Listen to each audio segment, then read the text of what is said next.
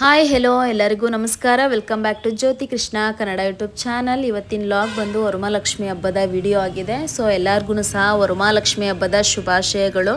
Already Varamahalakshmi ಹಬ್ಬ ಆಗಿದೆ, ಆಮೇಲೆ ಲೇಟಾಗಿ ಅವು ವಿಡಿಯೋನ ಅಪ್ಲೋಡ್ ಮಾಡ್ತಾ ಇದ್ದೀನಿ.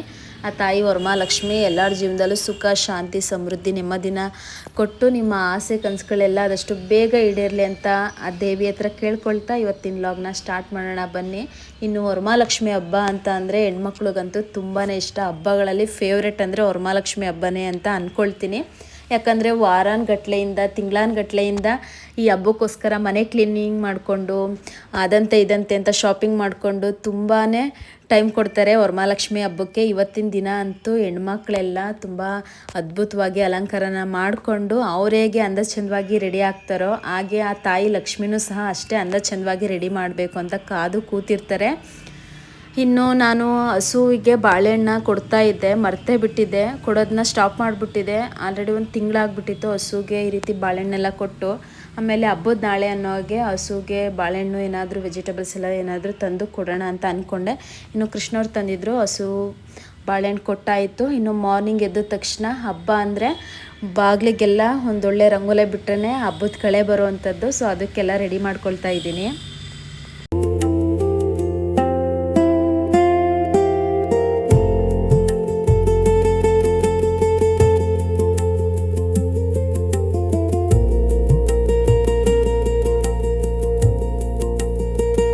ನನಗೆ ಹೇಗೆ ಅಂದರೆ ಫ್ರೆಂಡ್ಸ್, ನನಗೆ ದೇವ್ರ ಮನೇಲಿ ದೇವ್ರ ಪೂಜೆ ಮಾಡಿದಾಗ ಎಷ್ಟು ತೃಪ್ತಿ ಸಿಗುತ್ತೋ ಹಾಗೆ ಮನೆ ಕ್ಲೀನ್ ಆಗಿದ್ದಾಗ, ಕಿಚನ್ ಕ್ಲೀನ್ ಆಗಿದ್ದಾಗ, ಬೆಳಗ್ಗೆ ಎದ್ದು ಹೊರಗಡೆ ಎಲ್ಲ ನೀಟಾಗಿ ಕ್ಲೀನ್ ಮಾಡಿ ಹೊಸ್ಲು ತೊಳೆದು ಹೊಸ್ಲಿಗೆ ಅರ್ಶಿನ ಹಾಕಿ ರಂಗೋಲೆ ಬಿಟ್ಟರೆ ಮನಸ್ಸಿಗೆ ಎಷ್ಟು ತೃಪ್ತಿ ಆಗುತ್ತೆ ಅಂತ ಅಂದರೆ ದೇವ್ರ ಪೂಜೆ ಮಾಡಿದಷ್ಟೇ ತೃಪ್ತಿ ಆಗುತ್ತೆ, ಒಂಥರ ಹೀಲ್ ಆಗಿಬಿಡುತ್ತೆ, ಮನಸ್ಸಿಗೆ ತುಂಬ ನೆಮ್ಮದಿ ಸಿಗುತ್ತೆ. ಫೈನಲಿ ರಂಗೋಲಿ ಎಲ್ಲ ಬಿಟ್ಟಾಯಿತು, ಈ ರೀತಿ ಲುಕ್ ಬಂದಿದೆ. ಇನ್ನು ನೆಕ್ಸ್ಟು ಬರ್ತಿದ್ದಾಗೆ ನೀಟಾಗಿ ಮನೆಯೆಲ್ಲ ಕ್ಲೀನ್ ಆಗಿತ್ತು. ಆಮೇಲೆ ಫ್ರೆಶ್ ಅಪ್ ಆಗಿ ಬಂದು ಫಸ್ಟ್ ಮಾಡಿದ ಕೆಲಸನೇ ದೇವ್ರ ಪೂಜೆ. ಇನ್ನು ದೇವ್ರ ಪೂಜೆ ಎಲ್ಲ ಮಾಡಿ ಮುಗೀತು.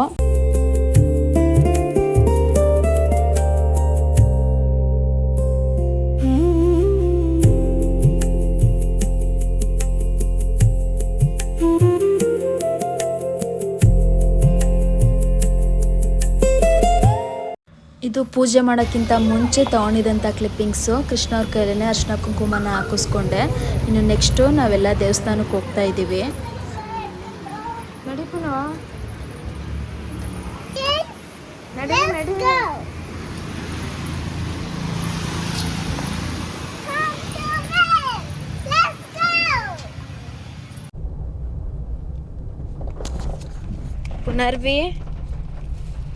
ಪುನರ್ವಿ ಎಲ್ಲಿಗೆ ಹೋಗ್ತಾ ಇದ್ದೀವಿ ನಾವು ಇವಾಗ?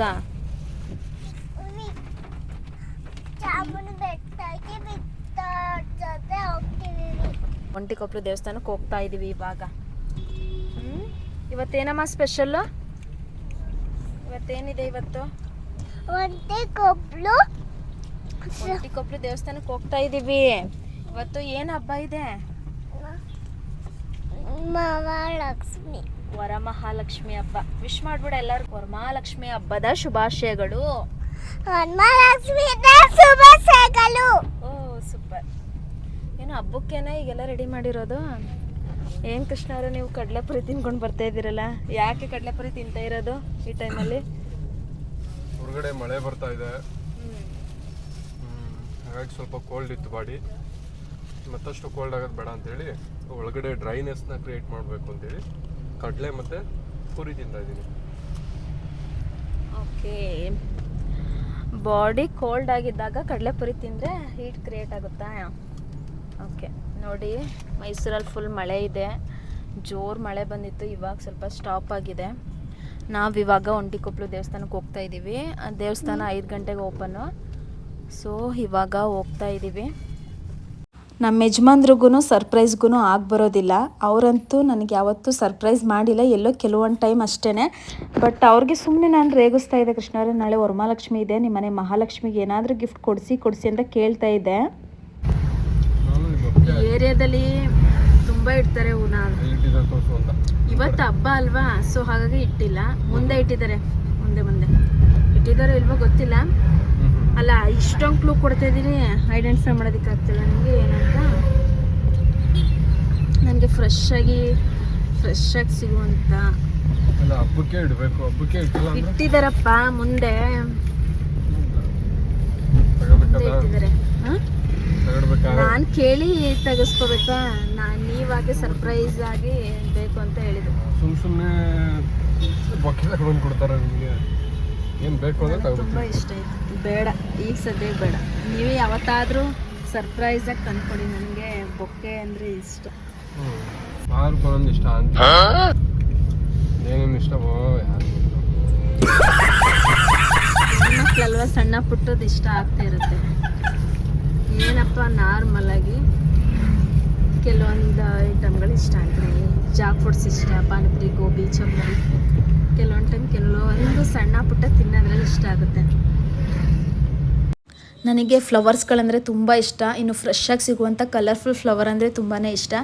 ಅವ್ರ ಹತ್ರ ಬೊಕ್ಕೆ ಕೊಡಿಸಿ ಅನ್ನೋ ಎಕ್ಸ್ಪೆಕ್ಟೇಷನಲ್ಲಿ ಇತ್ತು. ಬಟ್ ಅದೇ ಏರಿಯಾದಲ್ಲಿ ಹೋಗ್ತಾ ಇದ್ದೋ, ಸೊ ಹಾಗಾಗಿ ಕ್ಲೂನ ನಾನೇ ಹೇಳ್ಬಿಟ್ಟೆ. ಫ್ಲವರ್ ಫ್ರೆಶ್ಶಾಗಿ ಸಿಗುವಂಥ ಬೊಕ್ಕೆನ ಎಕ್ಸ್ಪೆಕ್ಟೇಷನ್ ಮಾಡ್ತಿದ್ದೆ ಅಂದ್ಬಿಟ್ಟು. ತಗೋ ಆಯಿತು ಈಗ ಅಂತ ಹೇಳಿದ್ರಲ್ಲ.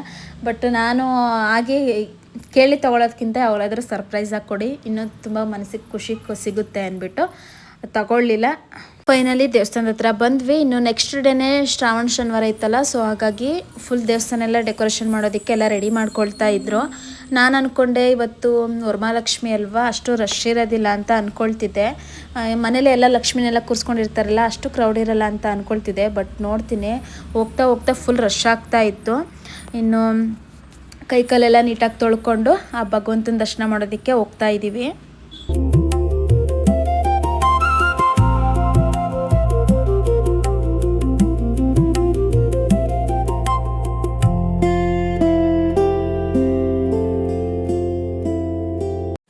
ಹಾಗೆ ಫ್ರೆಂಡ್ಸ್, ನನ್ನ ಫೇವ್ರೇಟ್, ನನಗೆ ತುಂಬಾ ಇಷ್ಟವಾಗುವಂಥ ದೇವರು ನಾರಾಯಣ, ಗೋವಿಂದ, ಅಚ್ಯುತ, ಅನಂತ, ಗೋಪಾಲ, ಶ್ರೀ ಕೃಷ್ಣ. ನಾರಾಯಣ ಅಂದರೆ ಸಿಕ್ಕಾಪಟ್ಟೆ ಇಷ್ಟ. ಆ ಭಗವಂತನ ನೋಡ್ತಾ ಇದ್ದರೆ ತುಂಬ ಕನೆಕ್ಟ್ ಆಗ್ತೀನಿ ಅನ್ನೋ ಫೀಲ್ ಆಗುತ್ತೆ. ಮನಸ್ಸಿಗಂತೂ ತುಂಬಾ ಖುಷಿ ಸಿಕ್ತು ಇವತ್ತು ಆ ಭಗವಂತನ ದರ್ಶನ ಮಾಡಿ. ಇವತ್ತು ವರಮಹಾಲಕ್ಷ್ಮಿ ಹಬ್ಬ ಇದೆಯಲ್ಲ, ಸೊ ಹಾಗಾಗಿ ಆ ನಾರಾಯಣನ ದರ್ಶನ ಮಾಡಿದ್ರೆ ತಾಯಿ ದರ್ಶನ ಸಿಕ್ತಷ್ಟೇ ಖುಷಿಯಾಗುತ್ತೆ ಅಂದ್ಬಿಟ್ಟು ಗೋವಿಂದನ ದರ್ಶನ ಮಾಡೋಣ ಅಂತ ದೇವಸ್ಥಾನಕ್ಕೆ ಬಂದಿದ್ದು. ಇನ್ನೂ ಅಲ್ಲೆಲ್ಲ ಭಗವಂತನ ದರ್ಶನ ಮಾಡಿಕೊಂಡು ಹಿಂದೆ ಶ್ರೀಕೃಷ್ಣ ಬಾಲಕೃಷ್ಣ ಮೂರ್ತಿ ಇದೆ. ಅದಂತೂ ಇನ್ನೂ ಸಿಕ್ಕಾಪಟ್ಟೆ ಇಷ್ಟ ನನಗೆ. ಬಾಲಕೃಷ್ಣ ನೋಡ್ತಾ ಇದ್ರೆ ಮನಸ್ಸಿಗೆ ತುಂಬ ಖುಷಿ ಸಿಗುತ್ತೆ. ಇವಾಗ ಇಲ್ಲೇ ಎಲ್ಲಾದರೂ ಒಂದು ಒಳ್ಳೆ ಕಾಫಿ ಕುಡಿಯೋಣ ಅಂತ ಹೋಗ್ತಾ ಇದ್ದೀವಿ.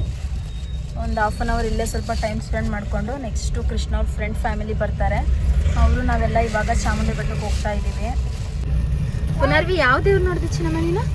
ಕೃಷ್ಣ ಇನ್ಸ್ಟಾಗ್ರಾಮ್ ಅಲ್ಲಿ ನೋಡಿದೆ. ಹೌದಾ? ಬಾಲಕೃಷ್ಣನ್ ನೋಡ್ದವ, ಚೆನ್ನಾಗಿದೆ. ಬಾಲಕೃಷ್ಣ ನಾರಾಯಣನ್ ನೋಡ್ದ. ಬಾಲಕೃಷ್ಣ ನೋಡ್ದ ನೀನು? ಪುಟಾಣಿ ಕೃಷ್ಣ ಇತ್ತಾ? ಆಮೇಲೆ ಇನ್ಯಾವ ದೇವ್ರು ನೋಡ್ದೆ? ಹರೇ ಕೃಷ್ಣ ಬಾಲಕೃಷ್ಣ ನೋಡ್ದೆ. ಆಮೇಲೆ ಗೋವಿಂದನ್ ನೋಡ್ಲಿಲ್ವಾ? ನಾರಾಯಣ ಗೋವಿಂದ. ಆಮೇಲೆ ಆಂಜನೇಯ. ಜ್ಯೋತಿಕ ಸ್ಯಾರೀಸ್ ತುಂಬಾ ಚೆನ್ನಾಗಿದೆ ಅಂತ ಹೇಳ್ತಿದ್ರು. ನೋಡ್ಕೊಳ್ಳಿ ಕೃಷ್ಣ ಅವ್ರೆ, ಸ್ಟ್ರೈಟ್ ರೋಡನೆ ವರಮಹಾಲಕ್ಷ್ಮಿ ಸಿಲ್ಕ್ಸ್. ಇಲ್ಲೊಂದ್ಸಲ ಬರಬೇಕು. ಸ್ಯಾರಿ ಎಲ್ಲ ತುಂಬ ಚೆನ್ನಾಗಿದೆ ಅಂತ ಹೇಳ್ತಾ ಇದ್ರು. ಇಲ್ಲಿ ವರಮಹಾಲಕ್ಷ್ಮಿ ಸಿಲ್ಕ್ಸ್ ದೇವಸ್ಥಾನ ಥರನೇ ಮಾಡಿಸ್ಬಿಟ್ಟಿದ್ದಾರೆ.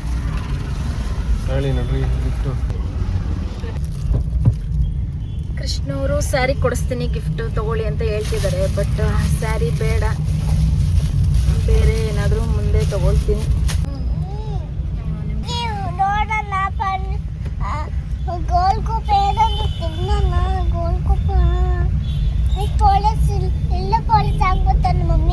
ಅಲ್ಲೂ ಪೊಲೀಸ್ ಆಗ್ಬಿಟ್ಟಿದಾರ? ಏನಕ್ಕೆ ನಿಂತ್ಕೊಳ್ತಾರೆ ಪೊಲೀಸವರು? ಏನಕ್ಕೆ ನಿಂತ್ಕೊಳ್ತಾರೆ?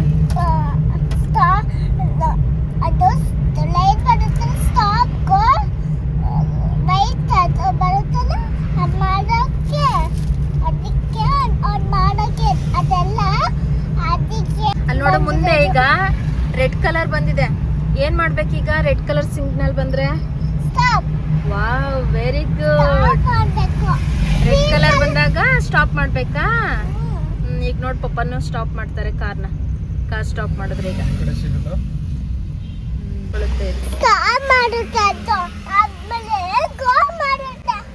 ಹೋಗ್ಬೇಕಂದ್ರೆ ಯಾವ ಕಲರ್ ಬರುತ್ತೆ? Green colour. ಇದನ್ನೆಲ್ಲ ಎಲ್ಲೇ ಹೇಳ್ಕೊಟ್ರಮ್ಮ? ಎಲ್ಲೇ ಹೇಳ್ಕೊಟ್ರು? ಸ್ಕೂಲಲ್ಲಿ ಹೇಳ್ಕೊಟ್ರಾ? ಎಲ್ಲಂಗ್ ಕಲ್ತ್ಬಿಟ್ಟಿದ್ದಾಳೆ ಪುನರ್ವಿ. ವೈಟ್ ಕಲರ್ ಬರಲ್ವಾ? ಈಗ ಯಾವ ಕಲರ್ ಬಂತು?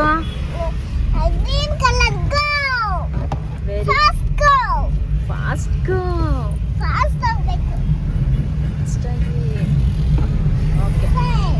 ಇವಾಗ ಏನ್ ಬೇಕು ಹೇಳಿ ನಿನ್ಗೆ? ಬೇಡ, ಪುರಿನೇ ತಿಂದಲ್ಲ, ಇನ್ನೇನು ಬೇಡ ಅಂತ ಹೇಳ್ದಲ್ಲ. ಇನ್ನೇನಕ್ಕೆ ಪಾನಿಪುರಿ ನಿನ್ಗೆ? ನಾನು ತಿನ್ನಲ್ಲಪ್ಪ, ನೀನು ತಿನ್ಬೇಡ, ನಾನು ತಿನ್ನಲ್ಲ. ಬೇಡ. ಓಕೆ, ಎಲ್ಲೋ ಕರ್ಕೊಂಡು ಹೋಗ್ತಿದ್ದಾರೆ. ನಮಗೆ ಪಾನಿಪುರಿ ಎಲ್ಲ ತುಂಬ ಚೆನ್ನಾಗಿ ಸಿಗುತ್ತಂತೆ. ಹೀಗೆ ಕರ್ಕೊಂಡು ಹೋಗ್ತೀನಿ ಅಂತ ಹೇಳ್ತಾರೆ. ನೋಡಿ, ಇವಾಗ ನಾವು ಪಡವರಳ್ಳಿಲಿ ಇದ್ದೀವಿ ಅಲ್ವಾ? ಪಡವರಳ್ಳಿ ಯಶ್ ಅವರ ಏರಿಯಾ. ಪಡವರಳ್ಳಿ ಸಿಗ್ನಲ್.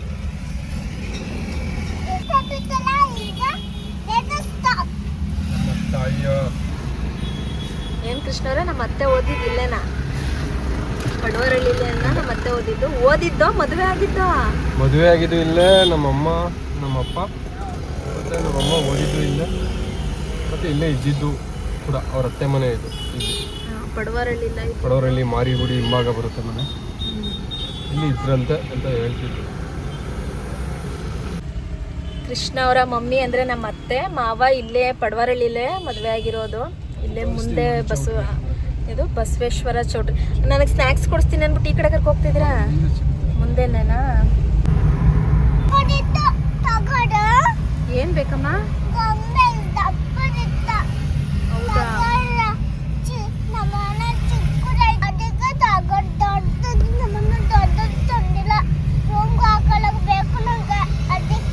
ಮನೇಲಿರೋ ಟಾಯ್ಸ್ನೇ ತಗೊಂಡು ಆಟ ಆಡಮ್ಮ. ಮನೇಲಿ ಚಿಕ್ಕ ಗೊಂಬೆ ಐತೆ, ಅದಕ್ಕೆ ತಗೊಂಡು. ಎಲ್ಲರಿಗೂ ನಮಸ್ಕಾರ. ಈಗ ನಮ್ಮ ಪಪ್ಪ ಖಾತೆ ಮಾಡ್ತಾರೆ.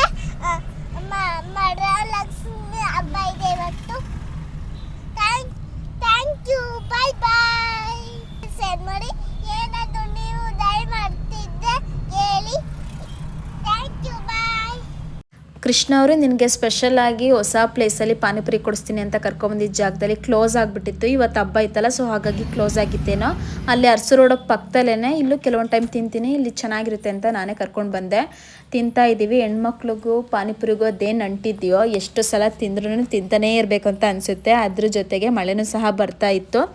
ಇನ್ನು ನಮಗೆ ಯಾವಾಗಲೂ ಅನಿಸ್ತಾ ಇರುತ್ತೆ, ಕಾಲೇಜ್ಗೆ ಹೋಗುವಾಗ ಹೊಟ್ಟೆ ಹಸ್ತಿದ್ದಕ್ಕೋ ಏನೋ ಗೊತ್ತಿಲ್ಲ, ಆ ಟೈಮಲ್ಲಿ ಏನು ತಿಂದ್ರೂ ತುಂಬ ಟೇಸ್ಟಿಯಾಗಿರ್ತಿತ್ತು. ನಾವು ಬರೀ 5 ರೂಪಾಯಿಗೆ ಚುರುಮುರಿ ತೊಗೊಂಡು ತಿಂತಿದ್ವಿ. ಎಷ್ಟು ಕ್ವಾಂಟಿಟಿನೂ ಜಾಸ್ತಿ ಕೊಡ್ತಾಯಿದ್ರು, ಟೇಸ್ಟ್ ವೈಸೂ ಅಷ್ಟೇ ಚೆನ್ನಾಗಿರ್ತಿತ್ತು. ಇನ್ನು ಪಾನಿಪುರಿ ಅಂತೂ ತುಂಬಾ ಚೆನ್ನಾಗಿರ್ತಿತ್ತು ಆ ಟೈಮಲ್ಲಿ. ಆಮೇಲೆ ಎಗ್ ಪಪ್ಸು, ಪಾನಿಪುರಿ, ಚುರುಮುರಿ ಇದೆಲ್ಲ ಆ ಟೈಮಲ್ಲಿ ತುಂಬ ತಿಂತಾಯಿದ್ವಿ. ಕಾಲೇಜ್ ಮುಗಿಸ್ಕೊಂಡು ಬಂದು ಅದನ್ನೇ ತಿಂತಿದ್ದು, ಒಂಥರ ಟೇಸ್ಟ್ ಚೆನ್ನಾಗಿರ್ತಿತ್ತು. ಈಗ ಆ ಟೇಸ್ಟೇ ಸಿಗಲ್ಲ ಅನ್ನೋ ಫೀಲ್ ಆಗುತ್ತೆ.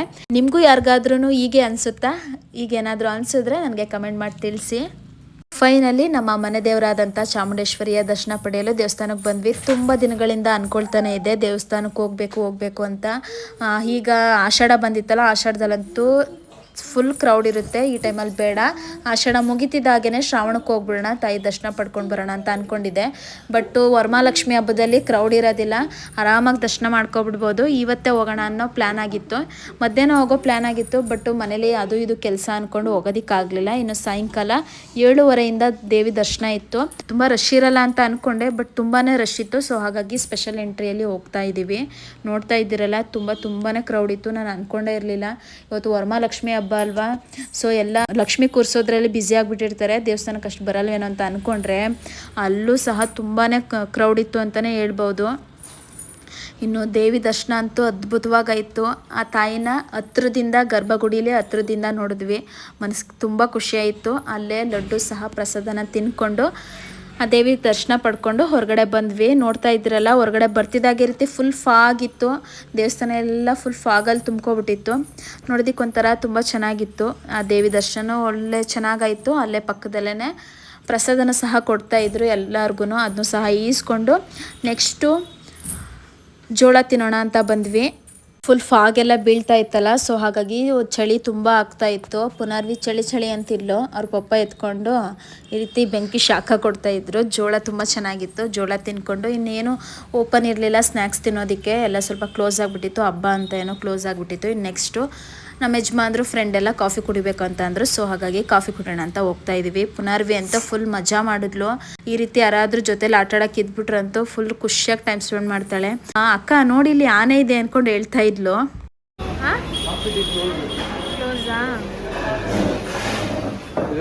ನಾವು ಹೋಗಿದ್ದಂಥ ಕೆಫೆನಲ್ಲಿ ಟೀ ಕಾಫಿ ಎಲ್ಲ ಕ್ಲೋಸ್ ಆಗಿತ್ತು. ಸೊ ಹಾಗಾಗಿ ಪಕ್ಕದಲ್ಲೇ ಒಂದು ಕಿಂಗ್ ಕಾಫಿ ಇತ್ತು, ಅಲ್ಲೇ ಹೋಗಿ ಕುಡಿಯೋಣ ಅಂತ ಹೋಗ್ತಾ ಇದ್ದೀವಿ. ಇನ್ನು ಪುನರ್ವಿ ಮತ್ತು ಅಮ್ಮು ಈ ರೀತಿ ಕ್ಯಾಮ್ರಾ ಮತ್ತು ಫೋನ್ನ ತೆಗೆಸ್ಕೊಬಿಟ್ಟಿದ್ಲು. ಕೃಷ್ಣ ಫ್ರೆಂಡೇ ತೊಗೊಟ್ಟಿದ್ರು. ಇನ್ನು ಫುಲ್ ಫನ್ನಾಗಿ ಅದ್ರ ಜೊತೆನೇ ಆಟ ಆಡಿಕೊಂಡು ಬರ್ತಾಯಿದ್ರು. ಕ್ಯಾಮ್ರಾ ಒಳ್ಳೆ ಚೆನ್ನಾಗಿತ್ತು. ಈ ರೀತಿ ಫೋಟೋಸ್ ಎಲ್ಲ ಬರ್ತಾಯಿದ್ದೋ. Full enjoy ಮಾಡ್ತಿದ್ಲು. ಏನೋ ಸ್ಪೆಷಲ್ ಆಗಿದೆ ಅಂದ್ಕೊಂಡು ಅಲ್ಲಿ ಹೋಗ್ತಿದ್ದಾಗೇ ಒಳ್ಳೆ ಪೂಜೆ ಮಾಡಿದ್ರು ಕೆಫೆನಲ್ಲೂ. ಒಂದೊಳ್ಳೆ ಕಾಫಿ ಕುಡ್ಕೊಂಡು ಇವತ್ತಿನ ವಿಡಿಯೋನ ಇಲ್ಲಿಗೆ ಎಂಡ್ ಮಾಡ್ತಾ ಇದ್ದೀನಿ. ಇವತ್ತಿನ ವ್ಲಾಗ್ ನಿಮಗೆಲ್ಲ ಇಷ್ಟ ಆಗಿದ್ರೆ ಒಂದು ಪುಟ್ಟ ಲೈಕ್ ಮಾಡಿ, ಕಮೆಂಟ್ ಮಾಡಿ, ಶೇರ್ ಮಾಡಿ. ಇನ್ನೂ ಯಾರೆಲ್ಲ ನನ್ನ ಯೂಟ್ಯೂಬ್ ಚಾನಲ್ ಸಬ್ಸ್ಕ್ರೈಬ್ ಮಾಡದೆ ನೋಡ್ತಾ ಇದ್ರೆ ಬೇಗ ಬಂದು ಸಬ್ಸ್ಕ್ರೈಬ್ ಮಾಡ್ಕೊಳ್ಳಿ. Thank you for watching. ಸರಿ ಬಾಯ್ ಅಕ್ಕ, ಬಾಯ್.